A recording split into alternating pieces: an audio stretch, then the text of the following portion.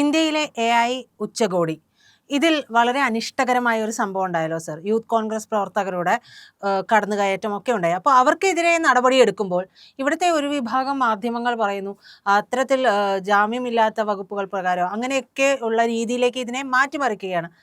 ആ ഒരു ഉച്ചകോടിയുടെ അന്തസ്സത്ത് നശിപ്പിക്കുന്ന രീതിയിലേക്കാണ് ഇവർ പ്രവർത്തിച്ചത് എന്നുള്ളത് മറച്ചു വെക്കുന്നുണ്ട്. എന്തിനാണ് അങ്ങനെ? അല്ല, മറച്ചു വെക്കുന്നത് കൂടാതെ ഒരു കാര്യമുണ്ട്. ഇത്തരത്തിലുള്ള ഇത് ലോകത്തിലെ 100 രാജ്യങ്ങളിൽ നിന്നുള്ള രാഷ്ട്രത്തലവന്മാർ, ഈ നിർമ്മിത ബുദ്ധി വിദഗ്ധർ, അതിലെ ഗവേഷകർ, ആ രംഗത്ത് പ്രവർത്തിക്കുന്ന ട്രേഡേഴ്സ്, ഇവരുടെയൊക്കെ ഒരു സമ്മേളനമാണ് അവിടെ. ഒരു സാധാരണക്കാർക്ക് അവിടെ കയറിയിരുന്നത് കേൾക്കാനില്ല. അതിനകത്താണെങ്കിൽ ക്ഷണിക്കപ്പെട്ടവർക്കാണ് പ്രവേശനം ഉള്ളത്. അതിൻ്റെ ഒരു പ്രോട്ടോകോൾ സിസ്റ്റമുണ്ട്. കാരണം ഈ വിദേശ പ്രതിനിധികളും വിദേശത്തുള്ള രാഷ്ട്രത്തലവന്മാരും ഒക്കെ വരുന്നത് കൊണ്ട് തന്നെ സ്വാഭാവികമായിട്ടും അതിനകത്ത് അവരുടെ സാന്നിധ്യത്തിലോ അല്ലെങ്കിൽ സാന്നിധ്യത്തിലല്ലാതെയോ പ്രതിഷേധ പ്രകടനങ്ങളോ മുദ്രാവാക്യം വിളിയോ ഇതൊന്നും അനുവദനീയമല്ല, നിയമവിരുദ്ധമായിട്ടുള്ള കാര്യങ്ങളാണ്. അപ്പോൾ നിയമവിരുദ്ധമായൊരു കാര്യം ഒരാൾ ചെയ്തു കഴിഞ്ഞാൽ നിയമം അനുസരിച്ചുള്ള ശിക്ഷ അയാൾക്ക് ലഭിക്കും. ഇവരുടെ വാദം എന്താണെന്ന് വെച്ചാൽ, ഞങ്ങൾ നിയമം ലംഘിക്കും, എന്നാൽ ഞങ്ങളെ ശിക്ഷിക്കാൻ പാടില്ല എന്നാണ്. നിയമം ലംഘിക്കുന്നവർ ശിക്ഷിക്കപ്പെടുക എന്നത് വളരെ സ്വാഭാവികമായ ഒരു കാര്യമാണ്. ആ സ്വാഭാവികമായ കാര്യമാണ് ഈ നിർമ്മിത ബുദ്ധിയുടെ മഹാസമ്മേളനത്തിൽ സംഭവിക്കുന്നത്. നിർമ്മിത ബുദ്ധിയെ എന്ത് ചെയ്യണം, എങ്ങനെ നേരിടണം എന്ന കാര്യത്തിൽ ലോകത്തിലെ മഹാഭൂരിപക്ഷം രാജ്യങ്ങളിലും ഇപ്പോഴും ഒരു രീതി അല്ലെങ്കിൽ അതിൻ്റെ ഒരു നടപടിക്രമങ്ങളൊന്നും പൂർത്തീകരിച്ചിട്ടില്ല. അതിൻ്റെ ഏറ്റവും തുടക്കത്തിൽ നിൽക്കുന്നതാണ്. ഇതേതൊക്കെ തരത്തിലുള്ള ദുരന്തം വരുത്തി വെക്കും എന്നുള്ള കാര്യത്തിൽ ജനങ്ങൾക്ക് എല്ലാവർക്കും ആശങ്കയുണ്ട്. ഇപ്പോൾ ഈ രംഗത്ത് 2 രാജ്യങ്ങളാണ് മുന്നിട്ട് നിൽക്കുന്നത്. ഒന്ന് ചൈനയും പിന്നെ അമേരിക്കയുമാണ്. അവർ ഈ നിർമ്മിതി ബുദ്ധി സംബന്ധമായിട്ടുള്ള വിജ്ഞാനം ഉണ്ടാക്കിയിട്ട് ആ വിജ്ഞാനം സ്വകാര്യമായിട്ട് സൂക്ഷിച്ചുകൊണ്ടിരിക്കുകയാണ്. അങ്ങനെ സ്വകാര്യവൽകൃതമായി സൂക്ഷിക്കപ്പെടുന്ന നിർമ്മിതി ബുദ്ധിയുടെ വിജ്ഞാനം ലോകത്ത് ഏതെല്ലാം തരത്തിലുള്ള മാറ്റങ്ങളുണ്ടാക്കും, ഏതെല്ലാം തരത്തിലുള്ള അത്യാഹിതം ഉണ്ടാക്കും തുടങ്ങിയിട്ടുള്ള കാര്യങ്ങളിൽ ലോകത്തിലെ ഈ രാജ്യങ്ങൾക്കെല്ലാം ആശങ്കയുണ്ട്. അതുകൊണ്ടാണ് യൂറോപ്യൻ രാജ്യങ്ങളെല്ലാം തന്നെ, ഏഷ്യൻ രാജ്യങ്ങൾ, ആഫ്രിക്കൻ രാജ്യങ്ങൾ, ഇങ്ങനെ ലോകത്തിൻ്റെ വിവിധ ഭൂഖണ്ഡങ്ങളിൽ നിന്ന് 100 രാജ്യങ്ങൾ വന്ന് വളരെ ഗൗരവത്തിൽ ഇതെങ്ങനെ നമുക്ക് പരിഹരിക്കാൻ കഴിയും എന്ന കാര്യത്തെക്കുറിച്ച് ആലോചിച്ചുകൊണ്ടിരിക്കുന്ന ഒരു വേദിയിലേക്ക് തുണി ഉരിഞ്ഞിട്ട് കയറുന്നത് ഞങ്ങളുടെ മൗലിക അവകാശമാണ് എന്ന് പറഞ്ഞു കഴിഞ്ഞാൽ അത് അംഗീകരിച്ച് കിട്ടില്ല. അതാണ് എൻ്റെ കാര്യം. അത് വളരെ ലളിതമാണ്. ഈ രാഹുൽ ഗാന്ധിയുടെയൊക്കെ നേതൃത്വത്തിലുള്ള കോൺഗ്രസ് എന്ന് പറയാൻ അല്ല, അത് എന്താ കാര്യം എന്ന് വെച്ചാൽ, അതിന് അവർ കൊടുത്തിരിക്കുന്നൊരു ന്യായം എന്താണെന്ന് വെച്ചാൽ, ക്ഷുഭിതരായ ചെറുപ്പക്കാർ വന്നു, ക്ഷോഭത്തോടു കൂടി വന്നു എന്നാണ് പറഞ്ഞത്. ദ ഫോട്ട് വിത്ത് ആങ്കർ എന്നാണ് പറഞ്ഞിരിക്കുന്നത്. ഇവിടെ ഒരു കാര്യമുണ്ട്. മഹാത്മാഗാന്ധി പറഞ്ഞത് ടു ഫൈറ്റ് അഗൻസ്റ്റ് ആങ്കർ എന്നാണ്. അത് മറന്നു. To fight against anger, because anger is against truth, non-violence and democracy. ജനാധിപത്യത്തിനും സത്യത്തിനും അഹിംസയ്ക്കും ക്ഷോഭം എതിരായതുകൊണ്ട് നിങ്ങൾ ക്ഷോഭത്തിനെതിരെ സമരം ചെയ്യണം എന്നാണ് പറഞ്ഞത്. ഗാന്ധിയോട് വളരെ രൂക്ഷമായതിൽ ക്ഷോഭത്തോടു കൂടി ഒരാൾ പ്രതികരിക്കുമ്പോഴാണ് പറഞ്ഞത്, I also want you to fight against anger. പക്ഷേ ആ കാലം മാറി. ആ കാലം മാറിക്കഴിഞ്ഞപ്പോഴേക്കും ഇറ്റലിക്കാരി സോണിയയുടെയും അവരുടെ മക്കളുടെയും നേതൃത്വത്തിൽ കോൺഗ്രസ് ഒരു ഗൂഢസംഘം പോലെ പ്രവർത്തിച്ചുകൊണ്ടിരിക്കുന്ന ഇക്കാലത്ത് അവർ പറയുന്നത് ഞങ്ങൾ രോഷത്തോടു കൂടി യുദ്ധം ചെയ്യും എന്നാണ്. അപ്പോൾ രോഷത്തോടു കൂടി യുദ്ധം ചെയ്യുമ്പോൾ അതിനകത്ത് ഈ ഗാന്ധി പഠിപ്പിച്ച പാഠങ്ങളെല്ലാം അപ്രസക്തമാകുകയും കോൺഗ്രസ് ഒരു ഗൂഢസംഘമായി തീരുകയും ചെയ്യും എന്നുള്ളതാണ് വസ്തുത. അപ്പോൾ ഇത് ജനാധിപത്യത്തിനെതിരാണ്. അതാണ് ബേസിക് ആയിട്ടുള്ള ഇഷ്യൂ. കാരണം ജനാധിപത്യവും ഇത്തരത്തിലുള്ള ഹിംസയും ഒരുമിച്ച് പോകില്ല. ഇവർ ഹിംസയാണ് ഉപയോഗിക്കുന്നത്. എന്തുകൊണ്ടാണ് ഹിംസയാണെന്ന് പറയുന്നത്? ആ പ്രദേശത്ത് അവിടെ ഒരു പ്രോട്ടോക്കോളുണ്ട്. ആ പ്രോട്ടോക്കോൾ അനുസരിച്ച് എല്ലാവരും പ്രവർത്തിക്കാൻ ബാധ്യസ്ഥരായിരിക്കെ അവിടെ ചെന്നിട്ട് ആ പ്രോട്ടോക്കോളിനെതിരെ പ്രവർത്തിക്കുന്നതിൻ്റെ പേര് സമരം എന്നല്ല പറയേണ്ടത്, യുദ്ധം എന്നാണ് പറയേണ്ടത്. അവർ യുദ്ധമാണ് ചെയ്തത്. രാജ്യത്തിനെതിരെയുള്ള യുദ്ധമായിട്ട് അതിനെ കണക്കുകൂട്ടാൻ പറ്റുള്ളൂ. അവർ രാജ്യത്തിനെതിരെ യുദ്ധം ചെയ്യുമ്പോൾ ആ രാജ്യദ്രോഹികൾ ആയിട്ട് തന്നെ അവരെ പരിഗണിക്കണം എന്നാണ് എൻ്റെ അഭിപ്രായം. കാരണം ഇത്തരത്തിലുള്ളൊരു സംഭവം നടക്കുമ്പോൾ ഇതിനകത്ത് ഏറ്റവും വലിയൊരു പ്രശ്നമുള്ളത് എന്താണെന്ന് വെച്ചാൽ, ഈ AI-യുടെ വിജ്ഞാനം സ്വകാര്യവൽക്കരിക്കപ്പെട്ട് കഴിഞ്ഞാൽ അതിലൊരു പൗരോഹിത്യം രൂപപ്പെട്ടു വരും. ലോകത്തെവിടെയും സ്വകാര്യവൽകൃതമാകുന്ന വിജ്ഞാനമാണ് പൗരോഹിത്യമായിട്ട് മാറുന്നത്. പുരോഹിതൻ ആദ്യം നമ്മളോട് പറയുന്നത് എന്താണ്? നിൻ്റെ ഭാഷ ദൈവത്തിന് മനസ്സിലായില്ല എന്നാണ്. എന്നിട്ട് നമ്മളോട് ചോദിക്കും. നമ്മളോട് ചോദിച്ചിട്ട് നമ്മൾ പറയുന്ന കാര്യങ്ങൾ ദൈവത്തിൻ്റെ ഭാഷയിൽ ഇയാൾ പറഞ്ഞു കൊടുക്കും. ഇതെല്ലായിടത്തും നടക്കുന്നൊരു കാര്യമാണ്.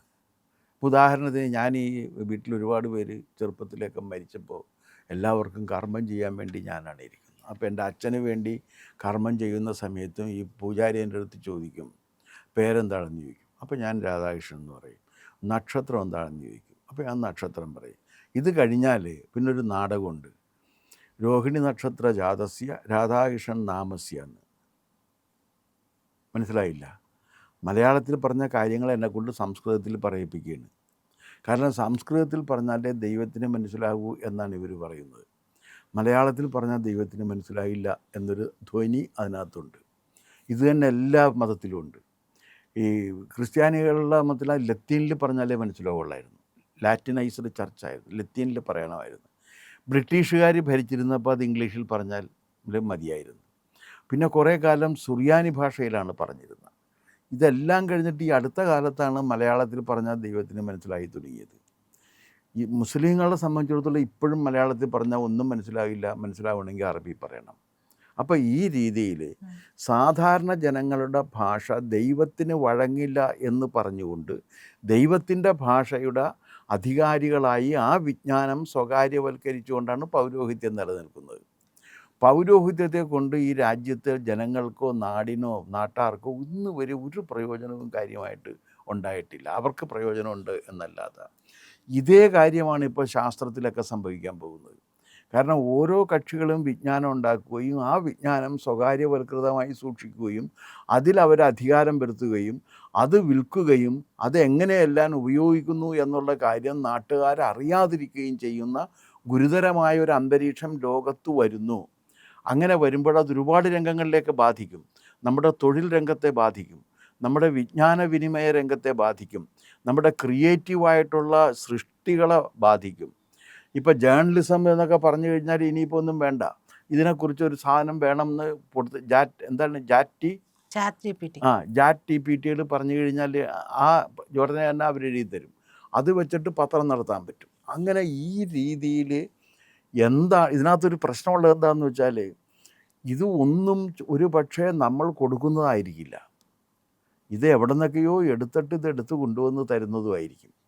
അതിൻ്റെ ഓതൻറ്റിസിറ്റി നമുക്കറിയാൻ കഴിയില്ല. അത് എങ്ങനെ നമ്മുടെ സമൂഹത്തെ ബാധിക്കുമെന്നറിയാൻ കഴിയില്ല. അത് അധാർമികവുമായി പോകും.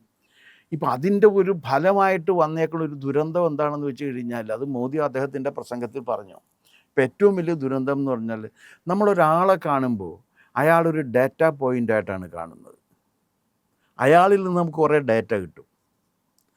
ആ ഡാറ്റ അയാളെ വെച്ച് നമ്മൾ ഉപയോഗിക്കുകയാണ്. അപ്പോൾ ഓരോ വ്യക്തിയെയും നമുക്ക് ഉപയോഗിക്കാനുള്ളൊരു ഉപകരണമായിട്ടാണ് കാണുന്നത്. വ്യക്തികളെ അങ്ങനെ ഉപകരണങ്ങളായിട്ട് കാണരുത്. വ്യക്തികൾ ഓരോ ലക്ഷ്യങ്ങൾ തന്നെയാണ്, സ്വന്തം നിലക്ക് തന്നെ. അവയ്ക്ക് അവയുടേതായ അസ്തിത്വമുണ്ട്. ആ അസ്തിത്വത്തിൻ്റെ അടിസ്ഥാനത്തിൽ അവർ ജീവിച്ചുകൊണ്ടിരിക്കുകയാണ്. പക്ഷേ വ്യക്തികളെ മുഴുവൻ, മനുഷ്യരെ മുഴുവൻ ചൂഷണം ചെയ്ത് ഡേറ്റ എടുത്ത് ആ ഡേറ്റ ഉൽപ്പന്നമാക്കി മാറ്റി അതിൽ നിന്ന് പണമുണ്ടാക്കുന്ന ഒരു സാമ്രാജ്യം രൂപപ്പെട്ടു വരുമ്പോൾ അതിന് തടയിടുന്നതിന് വേണ്ടി കൂടിയാണ് ഈ 100 പേര് ഇവിടെ ഒത്തുകൂടിയിരിക്കുന്നത്. അതുകൊണ്ട് വെറുതെ അല്ല. ഇപ്പോൾ ഈ AI എന്ന് പറയുന്നതൊക്കെ കൂടുതലും സാർ പറഞ്ഞ പോലെ ചൈന പോലുള്ള രാജ്യങ്ങളുടെ കയ്യിലാണല്ലോ. അപ്പോൾ ഇവർക്ക് അനുകൂലമായിട്ടല്ലേ നമ്മുടെ രാജ്യത്തിരുന്നു കൊണ്ട് ഇവർ പ്രവർത്തിക്കുന്നത്. അതെ. അപ്പോൾ അത് ശരിക്കും രാജ്യവിരുദ്ധതയാണല്ലോ. അല്ല, രാജ്യവിരുദ്ധതയാണെന്നൊരു തർക്കമില്ല. അല്ലെങ്കിൽ തന്നെ ഒരു ഇൻ്റർനാഷണൽ ഇവൻ്റ് നടക്കുമ്പോൾ ഒരു ഇൻ്റർനാഷണൽ ഇവൻറ്റിൻ്റെ പ്രോട്ടോക്കോൾ ഉണ്ട്. ആ പ്രോട്ടോക്കോൾ നമ്മൾ പാലിക്കണം. ഇപ്പം നമ്മൾ ഈ സ്റ്റുഡിയോക്കകത്തിരിക്കുമ്പോൾ ഇതിനൊരു പ്രോട്ടോക്കോൾ ഉണ്ട്. ഒരാൾ നേരെ അങ്ങോട്ട് കയറി വന്നിട്ട് ഇവിടെ ബഹളം ഉണ്ടാക്കാൻ പറ്റില്ല. അതെ. കാരണം അത് ഇതിൻ്റെ പ്രോട്ടോക്കോളിനെതിരാണ്. അപ്പോൾ നമ്മൾ അയാളെ ഉന്തി തള്ളി പുറത്താക്കും തൽക്കാലം. വീണ്ടും പറയണമെങ്കിൽ നമ്മൾ കേസ് കൊടുക്കും. അപ്പോൾ ഈ ഇൻ്റർനാഷണൽ പ്രോട്ടോക്കോൾ ഉള്ള ഒരു രംഗത്താണ് ഇവർ കടന്നു ചെന്നിരിക്കുന്നത്. അപ്പോൾ യൂത്ത് കോൺഗ്രസ് ഇപ്പോൾ ഒരു ഹൂളിഗൻസിൻ്റെ സംഘമായി മാറിയിരിക്കുന്നു എന്നുള്ളതാണ്. അതാണിപ്പോൾ സംഭവിച്ചിരിക്കുന്നൊരു ദുരന്തം. തലയിരിക്കുന്നത് ഇത്തരത്തിലുള്ള ആളുകൾ അല്ല, അത് മാത്രമല്ല, അത് വലിയ അപകടത്തിലേക്കാണ് അത് പോകുന്നത്. ഇന്നിപ്പോൾ ഒരു കാര്യം നടന്നിട്ടുണ്ട് കേരളത്തിൽ. മന്ത്രി വീണ ജോർജിനോട് നിങ്ങൾക്ക് 100 കാര്യങ്ങളുടെ അഭിപ്രായ വ്യത്യാസം ഉണ്ടാകാം. പക്ഷേ ഇന്ന് ചെയ്തത് എന്താണെന്ന് വെച്ചാൽ അവരുടെ ഔദ്യോഗിക വസതിയിലേക്ക് കടന്നു ചെന്നിട്ട് റീത്ത് വെക്കുകയാണ്. റീത്ത് വെക്കുന്ന എന്തിൻ്റെയാണെന്ന് വെച്ചാൽ അവരെ കൊല്ലുമെന്നാണ് ഈ പറയുന്നതിൻ്റെ ചുരുക്കം. അത് ഞങ്ങൾ ജനാധിപത്യ രീതിയിൽ പ്രതിഷേധിച്ചാണെന്നാണ് ഇവരുടെ വ്യാഖ്യാനം. അതായത് ഒരു സീരിയൽ റേപ്പിസ്റ്റ് ആയ രാഹുൽ മാങ്കൂട്ടത്തിലിനെ സർവാത്മന പിന്തുണയോടും കൂടി പ്രസിഡൻ്റായി ഇരിക്കാൻ കഴിയുന്ന വിധത്തിലുള്ള ഒരു സംഘടനയായി യൂത്ത് കോൺഗ്രസ് മാറിക്കഴിഞ്ഞു. ആ യൂത്ത് കോൺഗ്രസ്സിൽ നിന്ന് ഇത്തരം പ്രവർത്തികളല്ലാതെ നിങ്ങൾക്ക് ന്യായമായ ഒരു പ്രവൃത്തിയും കിട്ടില്ല.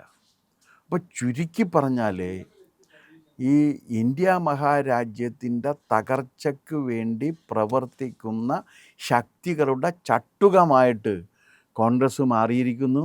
അപ്പോൾ ഇത് ചൈനയ്ക്ക് വേണ്ടിയും മറ്റ് രാജ്യങ്ങൾക്ക് വേണ്ടിയും എടുത്ത ഒരു കൊട്ടേഷൻ വർക്കാണ് ഇവർ ചെയ്തത് എന്നാണ് എനിക്ക് പറയാനുള്ള കാര്യം. പ്രിയപ്പെട്ട പ്രേക്ഷകരെ, ഇന്ത്യ ലൈവിന് നിങ്ങൾ തന്നുകൊണ്ടിരിക്കുന്ന പിന്തുണയ്ക്ക് ഒരുപാട് നന്ദി പറയുകയാണ്. തുടർന്നും പിന്തുണ ആവശ്യമാണ്. അതിന് മറ്റൊന്നും നിങ്ങൾ ചെയ്യേണ്ടതില്ല. ചാനൽ സബ്സ്ക്രൈബ് ചെയ്യുക, വീഡിയോസ് ഷെയർ ചെയ്യുക, ലൈക്ക് ചെയ്യുക, കമൻറ്റ് ചെയ്യുക. കൂടെ ആ ബെൽ ബട്ടൺ കൂടി ഒന്ന് അമർത്തുക.